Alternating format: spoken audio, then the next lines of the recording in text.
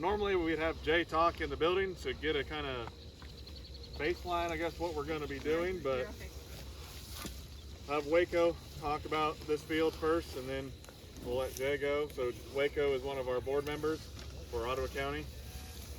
So yeah. And who are you? Michael Thompson. Hey. Wow. I'm Tyrell Owens. I'm also on the board. I know. That's a joke from Jay up in Nebraska. Could have pulled a fast one on him, but. My name's Waco Phipps. I'm on the Ottawa County Conservation Board. This is one of the fields that we picked to do like a grazing cover mix in. If you ask me what's in it, I can't remember right now. I can tell you a little bit about it. It's one of our tougher pieces of ground. I guess we can go back to 2014. I had soybeans here. 2015 we put wheat. My father-in-law decided to buy a vertical tillage tool, so he wanted to work every piece of wheat straw on the farm, so against my will. So in 15 then it was tilled after the harvest, and then he put wheat again on it. Then we went to corn on it in 17. Then he wanted to till the corn stalks down. And then in 18 we did soybeans. Thank you. 2019 we did milo, and then 20 was soybeans, then milo, then soybeans, and now a cover crop. So try to at least keep somewhat of a, instead of a wheat on wheat rotation. So, but we're slowly getting it brought back. We haven't done much other than that on this piece. I haven't grazed it yet. Probably should have, but with county fair and stuff, we thought we'd do it after all that. So. Have you done any manure on this? This one has not been manured or limed, so and I don't have my soil sample with me. I should have grabbed it, but I know we're low on pH and some other stuff. The field across is similar ground, and it's been manured and needed lime both. Was calling for like 2 tons to the acre on lime. So pH I thought was around like a 5.4 or so on it. What's your plan when you graze it? How will you do that? We were gonna, I thought of a couple options. One, my house is up here, so we were either gonna throw a fence across and be able to either do like a north and a south, or even do it in 3 sections and make like that one come straight up, and then a block here, and then a block to the south. We pulled a trade. I was hoping maybe Jay would give me some pointers. Yes, well, probably I need a test for nitrates on it, so especially, yeah. When did you plant this? It was planted on, let me look here. I sprayed it on 5/29 with just Liberty to knock down any of the pigweeds that might have been coming, and then we planted, I think it was on the 30th, so.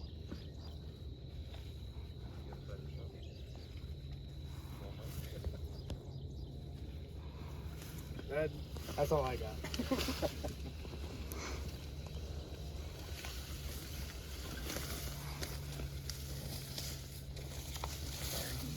Okay, Geary silt loam. Sound right? Okay, that's what Soil Web says. You all have Soil Web on your phone. It's a good idea. If you don't, it's a free app. Good data, lots of information. So, okay, looks like a silt loam, but well, good morning. Morning. And what a beautiful morning. God. Yeah, great weather. So we'll see if I feel that way later today, but right now it is. So beautiful countryside. So appreciate that as well. So why a cover crop, right? So crop history, Waco, I heard you say milo and soybean, and milo, soybean, what else? Wheat and 1 year of corn. Okay, so we got soybeans, so we got a warm season broadleaf. We got grain sorghum, so we got a warm season grass, right? We got wheat, so we got a cool season grass. What don't we have out of the 4 crop types? Which one didn't we have? cool season broadleaf, right? We didn't have a cool season or did we? So that's the one that I was kind of looking for. That I guess I didn't hear. And so what built your soils? What built this silt loam originally? It was diversity, plant diversity, right? Plant diversity and ruminants and predators. They built these soils, and you can't just keep digging up the whole field, Tyrell. There's a problem with that. And so you bring a cover crop in, and so I have a quote that I borrowed from a Kansas farmer, and he's a farmer that we email back and forth. And I won't use his name because I didn't ask him if I can use this quote, but in one of his emails, he made this comment to me. He said, "The only thing that really made a big difference in my farm was when I started adding cover crop combinations and manage grazing them." And he said, "I put that into my crop rotation." And he said, "It made my rotation stronger." Well, there's a number of reasons for that. And so you kind of went back into what built your soils with diversity, right? So now you got some diversity in there. And then you start looking at manage grazing them. So if you're going to manage graze this, how much of this material should you take off? Yeah, about half is going to be really close, half or less. So if you're looking at half, it's going to be half by weight, right? So first of all, do I need this? Do I need this? We're okay, aren't we? Can you hear me all right in the back? All right. I don't see a clip on here, and I want to do a little digging here. So I'm maybe gonna set this aside somewheres. And if we're gonna take half of this by weight, we need to get our eye, right? And so, well, first of all, I should back up a little bit. I work out of Bismarck, North Dakota. I have for a couple years. That's kind of a joke. I mean, that's like forever. And so I work out of Bismarck, North Dakota, and I spent 40 years with USDA. I was kind of the monitoring guy with NRCS. So I would monitor change. Like this would be a field I'd be really interested in monitoring. So if you can get the baseline up front before these changes are made, and then you can look at it again once you're into the system a bit, and did we make a difference? And so I would look at the carbon levels, those type things. So if we're going to manage graze this, there you are, right? There's your mark. So from here on up, yeah, I'm going to take this. Is there a law against taking this? No. There's kind of a biological law, though. For one thing, it depends on what livestock you're grazing and what stage they're in. So if they're open heifers, or if they're steers, or if they're cow-calf pairs, that's all going to make some difference. But if I start grazing this part here, now I'm putting them on a lower plane of nutrition. Right? Now my gain drops. All right? And the further down I graze here, the more bare my soils are. So this part here, we got to cover up the soil with, because we just can't build soils until you get some protection on them. We can't hydrate them. So, in our environment, we're pretty arid. We're in the central part of North Dakota. East to west, we're central, and north to south, we're maybe a little on the south end, but pretty much central. And in that neck of the woods, when we finally started to hydrate our finally started to cover our soils, they finally hydrated. Where you could put a spade in the ground, and yeah, you're going to bring up some moist soil. Prior to that, they were always dry. And prior to that, we always had wind erosion. You folks here maybe don't know what wind erosion is. I can tell you what wind erosion is. It's 2023, but we got a real problem with wind erosion in our environment. We can't get it stabilized. And so we got too many fields that just don't have cover on them. Too many fields without cover. So you start looking at here, we got a situation where we got an opportunity to lean into what built these soils. And so weight-wise, yeah, that kind of gives you an idea on weight-wise where I would go.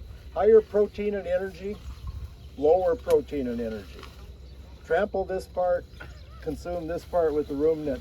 So we like daily moves, but 2-day moves work, 3-day moves work. You got to find your labor part as well. And some people hate moving livestock. If you hate moving livestock, you're probably not going to do the best job on it, because they'll know that too. Livestock know that, right? They can sense these things, you know, and I'm not joking. They're going to sense that. So if you find your comfort zone on the moves, I think it helps everything all the way around. So about a 50% I think is real close. And so if we're going to bring in, let's just say we bring in 8 weights, they're going to consume 3% of their body weight a day. The book says 2.7, but we usually round it to 3 to give us a little fudge factor. So I got my stuff along. Sometimes I clip a frame, and you can clip a frame and get a really good idea what your production is in this field, if that's of value to you. Or you can go ahead and nip off a few plants, find your 50%, so you have your eye. When you go in there, you have your eye. You know when you're going to want to move them. And usually if you think you're going to move them on Thursday probably should have been Wednesday. You ever had that? Anyone ever had that? Where you're thinking, yeah, I can move them on this day, but yeah, then it gets a little late. So if you're thinking of moving, it's usually, you know, kind of sums up that way. So let's look at a couple of other items here as well. What do we get? Where's that first one? Let's see. There was a plant here. Okay. So what's going on here? Is this the way they grow in Kansas? Yes. Yes. We call them sidewinder. Yeah, sidewinder. Okay, yes. And so what happens is we hit the old tillage layers, and they take a hard left or a hard right, and then they find another macropore, and they go down again, right? So that's the value. Now, is this going to build you soil aggregates? Absolutely not. Not right away. Yeah, because it's a taproot. So this is going to give you a macropore. It's going to give you a larger opening, kind of like an earthworm channel or that type of thing. So those are the macropores. And then if we have something a bit fibrous, there we go. Is this going to build you? Is this going to build you soil aggregates? Yes. Absolutely. You know, if you keep answering every question over here, man in the blue suit that I've never met before, we're going to have a real problem. He's very big on Twitter. Look on the bottom of your big cloth there, Jay. You've got some danglers already. Yeah. So now you have fibrous root, and you're going to build aggregates. So now when you put the two together, what happens? Now you got macropores and you got soil aggregates. So they're going to basically build your micropores. So how do you get water in the soil? Right.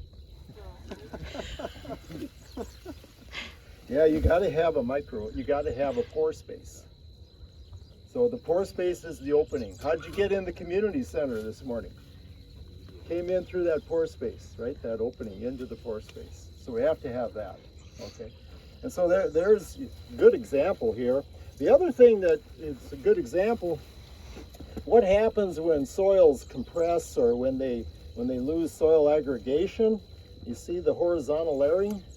Okay, that's typically what a soil does. And so it'll become like a number of sheets of paper, all right? So when we get the soil aggregates back in, that starts to expand, okay? So this is not an overnight process to remove any horizontal compaction. That's a long-term process. And so, but it starts with one field at a time, you know, just like this one. So now we have different diversity of plants, so we start to get different exudates. So let's just talk about that a few minutes. And Tyrell, when you say it's time to go, it's time to go. So when this started to emerge, thing you want to kind of keep in mind, the first 4 to 8 weeks of a green plant's life, it's going to give off sugars into the soil. So if you go into a cornfield, now that's the easiest one, go into a cornfield in that first 4 to 8 weeks and pop up a plant, and you can nip off the ends of the root mass, and they're going to taste like very sweet sugar. Okay. because the corn, big biomass plant, a lot easier to tell it on. Wheat's much more difficult to tell it on. And so you start looking at that. Well, the first 4 to 8 weeks, now we got different exudates occurring in here. So it's a little more of a balanced meal for the biology. And so we start that whole process. Then if we stick with the corn, we're going to keep talking about, we'll use corn as our analogy here. Where's the carbon in that corn plant? It gave you the exudates in the first 4 to 8 weeks, so that was carbon. And then we're going to have carbon in the grain of the corn. About a third of what it's going to produce as a plant will be in the grain. There'll be, and that's probably going to get wheels under it, right? We're probably going to harvest that, and it's going to go somewheres. Does it go, where does it go here? Ethanol, feedlot, what else? Ethanol, feedlot, those two primary. More than likely. More eventually, probably. Okay. So that carbon is going to be leaving, right? If it goes to an ethanol plant, it's probably going to end up in North Dakota, right? Whole nother topic. Okay. Yeah, whole nother topic. And so you have a third in the grain, third of the carbon is in the grain. A third is in the above ground residue. So if it stays in the field, we have a chance of capturing a small amount of that. Most of that goes off to the atmosphere. But we'll have a chance to capture a small amount of that in the soil, maybe in the neighborhood of 15%. Then we got it in the root mass. So if we don't till it, we got a chance of capturing some of that in the soil, maybe up to 30% of that 1/3. Okay? So you start to see where this whole scenario is. Now you bring in this cover crop combination, and you're going to run it through a ruminant so we can recycle it. So we can keep more of that in this field because that third isn't going down the road, right? And so we run it through the ruminant. And so it's a huge item. I mean, it's a big item. It's a great looking field, I feel. And the diversity adds to its enhancement. The other thing about the diversity, safer to graze. Just safer to graze. If it's 100% sedan or something like that, maybe nitrates, maybe prussic acid, maybe some of those concerns, but when they can select and it's not 100% of their diet, everything gets safer. And so I like the looks of your mix. You got a number of species in here. I think that's all pretty good. Yeah. Comments? One question. Yes. You said a third of the carbon's in the roots. All right. Of a corn plant, yes. Of a corn plant. Yes. Okay, you said you'd save 10% of that 1/3. Okay, so the above ground residue is a third of the carbon, and you're going to maybe keep about roughly 15% of that one. Yes, but And the root mass, you're going to keep a little more, usually about 30% of the 1/3. so that'd be 10%. Yeah, overall. you're looking at the total. Yeah, gotcha. I wasn't speaking Kansas. I am not bilingual. 30%. I'm with We you go now. straight to the answer. Yeah, I see that. I don't dislike You that don't at have to all. go as far as Arkansas. You know, don't go that far. I'll figure it out as we go along. So, So if you plant something now, this cover mix is planted now or the next couple of weeks, you gonna do the same half in the fall after it freezes or whatever? so yeah, because my goal is to get a cover on this soil. So when I look straight down, what do you see in between the plants? Yeah, that we want to get covered. This is Waco's opportunity to get some trample impact. So yes, to answer your question, if you planted another one now and you're going to graze it real late, much later, yeah, I would still try that same impact. Now, if I'm looking straight down and I got all kinds of cover, yeah, I'm probably going to be a little more aggressive on the graze. But in this particular situation, I would try for a good trample on here because it's your opportunity to bring cover on. Yeah. And then how long is that cover going to last? Well, you've got a combination of high carbon and low carbon plants in here. In other words, some of these will decompose slow, some of these will decompose quite quickly. And so that's always a balance. And I like the balance because it doesn't tie up your nutrients in your cropping system. It's much more forgiving. So if you had 100% Sudan, a little on the higher carbon end, a little more tie up to decompose, right? Takes more nitrogen to decompose it, right? And so if we come in with a balance of plants, the lower CN ratio, better decomp, quicker decomp, if you will, if that's a goal. You got to be real careful with that. But it's a good decomp and has a tendency not to do much of a tie up in your cropping system. It's all going to release eventually. It's just when. What would you say the difference in carbon would be if you done a flash graze and you just clipped the tops and got regrowth instead of getting really any trample? Okay. You'd be able to come back and graze it again. Okay, so let's just say Waco came in here and let's just say he took off like so, came in and topped it, right? He just came in and topped it. Maybe took the top foot off or even a little less. He just topped it. Okay. Are you going to get regrowth? If you get regrowth, what do you think is going to happen below ground? Yeah, you're going to start to get that association again. Now you're managing to have those plants pump a little more carbon. Now if you're dead dry, can't get any regrowth, that's not going to happen, right? Because it's too dry. But if you got moisture in the ground, you can get regrowth. We've done this before too. Come in and top it lightly, bring them on to the next place, keep them moving. Yeah, now we get some regrowth. Changes things for the soil biology. Every time you hear carbon, think of food. Carbon is what feeds the biology. And so when the biology is flourishing, but they want to cover. So so when I walk in here, I've got some residue on the surface yet in here, right? But it's what? What do I see? Old stalks. Yep. Yep. High lignin. Yep. So what do I got remaining yet from a year or two ago, right? Or whenever. And so when we have those scenarios, they're really playing out now. The pieces that are on the ground are just the bigger, heavier chunks.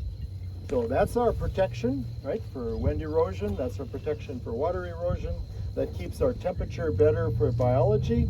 All these things start to flourish a little better. Yeah. Can you touch on what you guys have observed by grazing multi-species on your weighing cattle versus simpler species as far as weight gains, and because you guys have done those at Minokan, correct? Yeah. Weighed them in and out. Yeah, on the different forages? Yeah. Okay. On the difference, yeah. So we weigh, I work part-time at Minokan Farm. It's a conservation demonstration farm, just east of Bismarck, about 20 minutes. And you're welcome to come visit us anytime. We'd love to have you. And so we also have a scale, and we have yearlings and sheep together. And so the yearlings we graze, I suppose 6 or 7 different forage types. And then we weigh them after each forage type. And so we get them into a bit of a bud box. Those of you that are familiar with that term for livestock, so we get them into a bud box, get them through and weigh them, and then they get a treat. And they're kind of like me, you know, you give me a treat at the end. I'm pretty good with all that. I don't mind doing it again. And so by the 7th time, you know, they just want to go right to the treat. But anyway, we weigh them each time, and then we compute the pounds of beef per acre, and we compute their gain, pounds of beef per day that they gain. Okay, so we compute both. And so the last 2 years running, our highest gains have been in our 60-inch corn with cover crops planted between them. That's been our highest gains. And so it's very multi-species, but it's also got corn residue. So it's got a plethora of covers in between the corn rows, but then it also has the corn row. And so after harvest, we'll come in there and graze, and we usually, for these yearlings, these are just, if you want to use the term bin run out of the sales barn, you know, these are nothing special. They take a while to acclimate. We don't know what kind of life they had, but the buyer picks them up for us. We usually pick up a couple dozen, and then we start the process with them. So they're nothing special. You know, we don't know how they were growing. We don't know who had them or anything like that. And so on the corn with covers we usually get up right around 2.8. So for us in our environment, if you're gaining 2.8 pounds a day, you're doing all right. When we bring them into some of the more monoculture type environments, they're going to do, at best, they're going to average right around 2 or a little under. And so, but when we kick them up onto a higher ration like that and more diversity, yeah, then we start getting up in the higher gains. And the body condition score looks better. So they look better, right? You can see it in it. Yeah. So it kind of gives you some idea. I mean, that all takes time to weigh and record weights individually, but what a wealth of information. Yes, sir. So as far as pounds of growth out there, is that corn and diverse mix just growing more pounds out there? So Is the that corn, what's making the difference? the corn just offers another forage type after harvest, really. So it would be no different than if you had this, but you had every 60 inches, you had a corn row running in here. You're saying 60 as in Yeah, we're on, 60. yeah, those we use on 60s. Yeah, our standard's 30, but when we're going to put a forage in between and we're going to use that kind of option, then we'll go to 60s. Yeah, it's a sunlight game though. Yeah, looks a lot different. And you're grazing them calves in the fall? Or They all late summer long, all summer long. Okay. Yeah, yeah. Nobody lives at the farm, so by the end of October, they're finding their way off the farm. Okay. Yeah, we're going to sell them at that So- point. so- So the soil district buys them in the spring, sells them in the fall. They're grazing the crop aftermath though. Yes. Yeah. Yes. And they're great. And we have perennial perennial pastures there as well that we rotate through the cropland fields. 5-year runs on perennials. So they graze on those during the earlier part of the year, and we move them on to the forages a little later. Okay. Yeah. Well, I'm just curious Yeah. if there was a rate of gain difference on the earlier planted, like this was planted May, wasn't it? Or compared to, after harvest planting. Oh, Closer to the fall. Yeah, I time, get. if Yeah. there's a, Yeah. So ours are all pretty much more on the perennials earlier, so I don't have a comparison of early forage to later Right, forage. And our forages are all in the later part, the second half of the summer. okay. Yep, good question. Yep. Waco, are you gonna come in with a cool season crop in this? I'm back here. There he is. There he is. What'd you Are ask? you gonna come in with a cool season cover crop over after this? Hadn't thought that far. Would you, would you come in with a cool season and over winter, and then what's gonna be here next year? I think the question is, what'll be here next year? Looking through this, I was going to try to go to Milo next year, but we had a problem one year on this field over here where there was soybeans, and then the one catty corner. We had a cover crop that we had put in and grazed cattle on, and it had millet in the mix, and it was a disaster the next year trying to go to Milo because they were trying to sprout at the same time. So You need to delay your Milo planting for sure. Yeah. Catch that flush of millet, understood. and We ended up terminating the Milo field and waiting and then redoing it again. So hopefully learn my lesson from Do that. you have anything out here besides pearl millet though? Any other millets besides pearl? Not that I remember. I think Pearl was maybe the only one because I was Just the hoping maybe pearl, that would odds are you're not gonna eliminate that issue. If it's a hybrid pearl millet, right. you're probably not gonna have viable seed out of it. It'll be your sorghum sedan. Yeah, Might be German bigger millet, problem. protos, any of the other ones that you would. What would you do, on this, like, we've got some growing like this now we were gonna go with a cool season crop, and then not sure what to go with, what would you go with in the spring then as a cash crop? So I think there's different things you can do here. If you already have this stand, my first question would be, if you came in here and topped this, will you get regrowth? If we get rain. Depends on Yeah, if we get rain, yeah, you should. Okay, because that would be one way of extending the effectiveness of this stand. Come in and top it, move to the next one, and keep going, and let it regrow. Now, if that's not an option, then you're probably going to come in and do more of a 50% harvest on it, and then you could either leave it the rest of the year, or this fall you could establish to something else, should you choose to. So we would have people that maybe would look at that and come into it in terms of triticale, We're more brittle environment than this, so we're more reluctant to trade out one in the hand versus the maybe because of moisture. So we're always kind of analyzing that part as well. But going back into the cash crop production the following year, to me, make a lot of sense coming out of one of these years. Because Is there a cash crop that's better than another? Is there soybeans? no, not necessarily better. I think it depends on what your goals are for your operation, and whether you're a livestock operation or have livestock or not. I mean, that all weighs in there. And so I would say probably 95% of our operations that use multi-species, they're going to go ahead and come back on a cash crop the next year. Most of them, not all, but most of them. Yes, So sir. would you favor any type of crop where he's just starting to get this and trying to build it up? I mean, is there any type of cash crop that you would try and favor? I mean, would you favor more wheat in this system? The majority of ours go to corn. I'm not saying it's right or wrong, but it's my observation. The majority of them go to corn. This is speaking of the non-cattle guy, but if this is me, I'd focus on the cattle and stay away from removing a crop as a cash crop, right?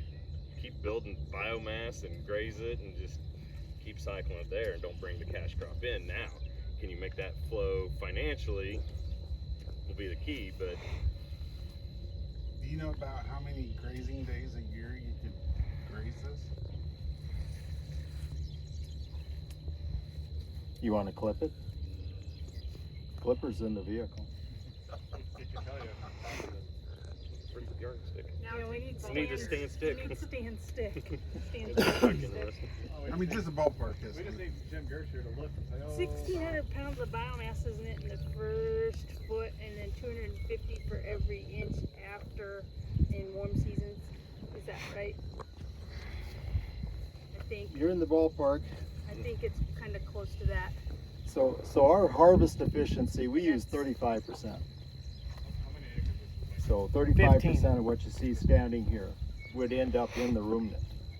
Half is for the soil. The other 15% is going to be weather, trample. It's going to be the usual and normal when livestock come into a field. So we usually, I'd have my cardboard box of goodness along, and I have a clipping frame in there. So I'll put the frame in there, I'll clip it, weigh it. Yeah, it kind of gives you an idea. All good stuff. Height works too if you got the grazing stick. Height works as well.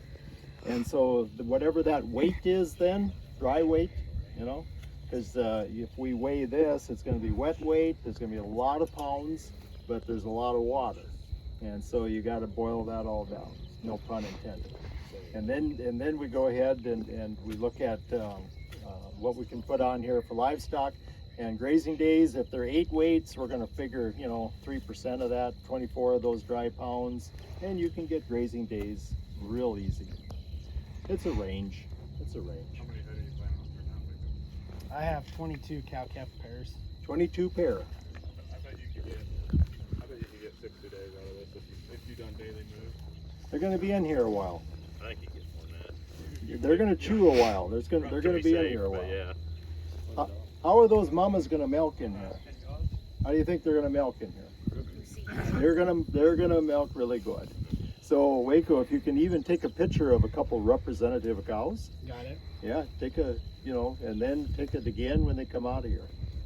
Those type things, because you're not going to weigh them, right? Probably not. Yeah, see? So, yeah. And I don't have one of those nice scales. So for all of us who don't have eyes that are calibrated for pounds, I mean, what are we talking ballpark right now for pounds that are out here? Either wet weight or dry weight. Let's play it this way. If you're going to bale it, that's where farmers are really good at. How many bales? Bale an acre? 3. 2, 3, 2.5, 3. And what are the weights on those bales?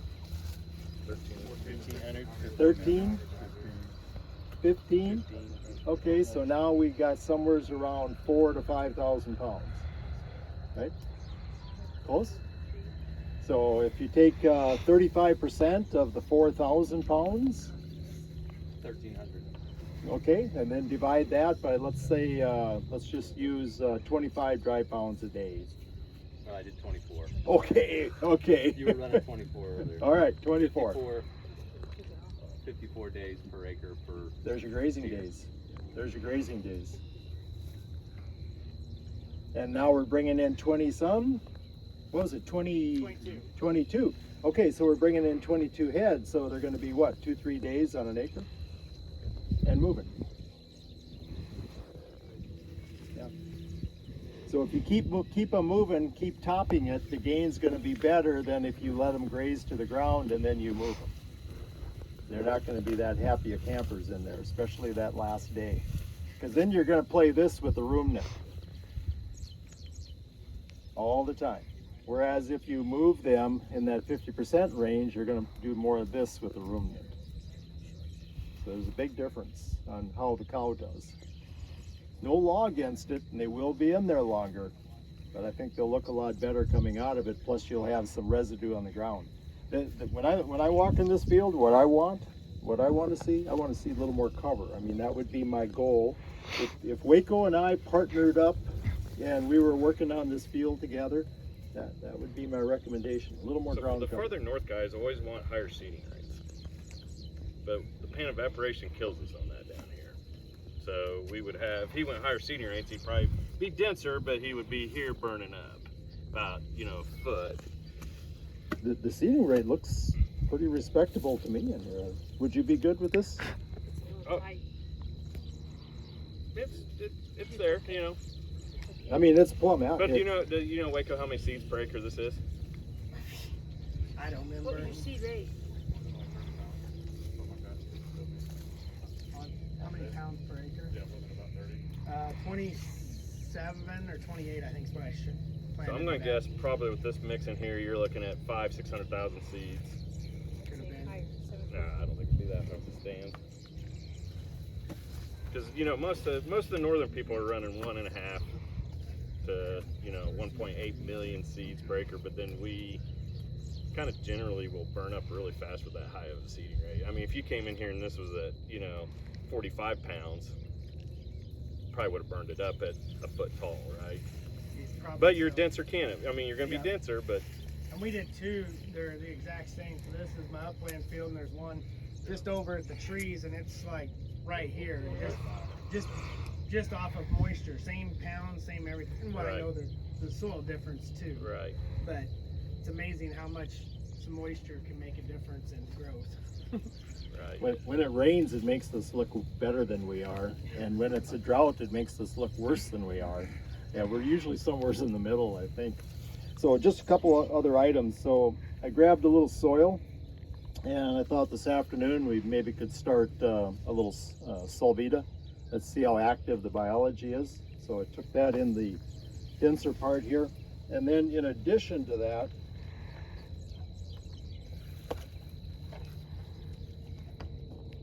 Waco, I'm robbing you blind, the soil. In addition to that, I put a little in this tube, and I thought we'll sieve it, and then we can do water stable aggregates. And then we can all stare at Waco, once we know the answer, right? No, that's what we do in North Dakota, not here. Okay, so it kind of gives you an idea. So we'll do those, and that's something I can do this afternoon when we're done or whenever. So. You still got time for more questions? Well, we're probably. Carl told me 9:45. Can we hold it? Yep. All right. All weed, just follow me.